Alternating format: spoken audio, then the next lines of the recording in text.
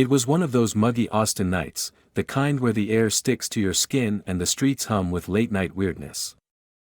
I'd been driving my cab since sundown, hauling sweaty bar hoppers and bleary-eyed shift workers around town.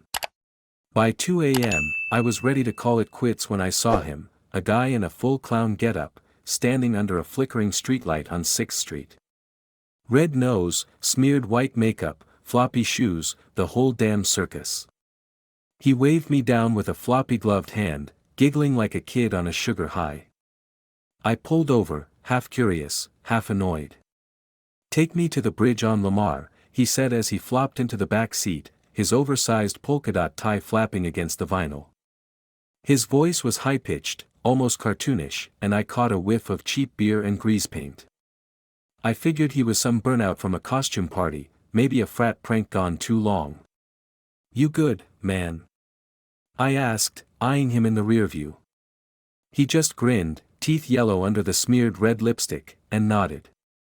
I hit the meter and pulled into the empty streets, the neon glow of downtown fading behind us. He didn't have a bag, just a crumpled flyer clutched in one hand, some ad for a pop-up circus gig, Big Top Bonanza, dated a week ago. You got cash?" I asked, already bracing for the inevitable. "No money," he said, still giggling. "But I'll pay you with the best story you've ever heard." I rolled my eyes so hard I nearly missed a stop sign. Great. Another freeloader with a sob story. But it was late, and the bridge wasn't far, so I sighed and said, "Fine. Let's hear it." He leaned forward, elbows on his knees, and launched into it like he'd been rehearsing all night.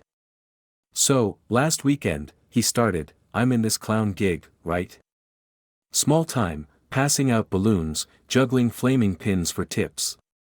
But I hear about this billionaire, oil money, lives up in Westlake, throwing a private party.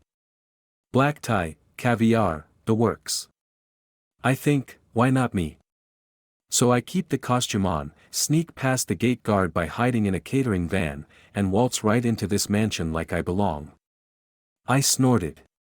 "Bullshit. You'd get tackled in 10 seconds. "Nope," he said, slapping the seat. "Security's too busy checking guest lists, and the guests.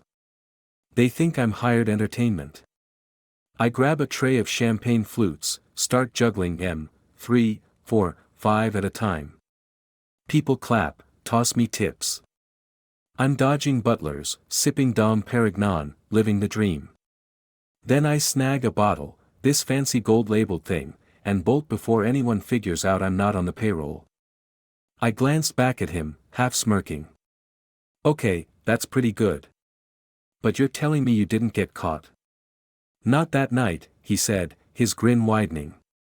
"Made it out with the bottle and a pocketful of 20s. Best haul of my life." He was so animated, his red wig bouncing as he waved his hands, that I almost believed him. Almost.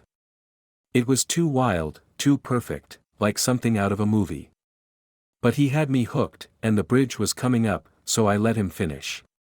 We rolled up to the Lamar Boulevard Bridge, the city skyline glinting across the river.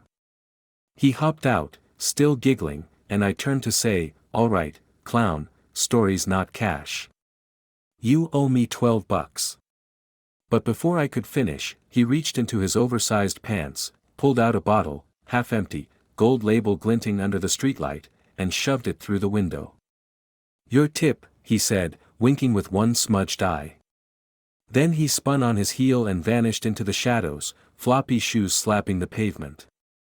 I sat there, dumbfounded, holding this bottle of champagne, real stuff, not some dollar store knockoff. The label read, Krug Klaus Diambane, and even I knew that was worth more than my car. I popped it open later that night, took a sip, smooth, bubbly, way too good for a guy like me. But here's the kicker, the next day, I saw a news blip online. Some oil tycoon's party in Westlake got crashed by a mystery clown, who swiped a $500 bottle and disappeared. Cops had no leads. I've still got that bottle, empty now, sitting on my shelf. Every time I look at it, I wonder, was he a genius or just a lucky nutcase? Either way, that clown paid me more than he'll ever know. Every journey comes to an end, but the stories never stop. If you enjoyed this, please like, subscribe and join us on new journeys. There are many more incredible stories of life behind the wheel to come.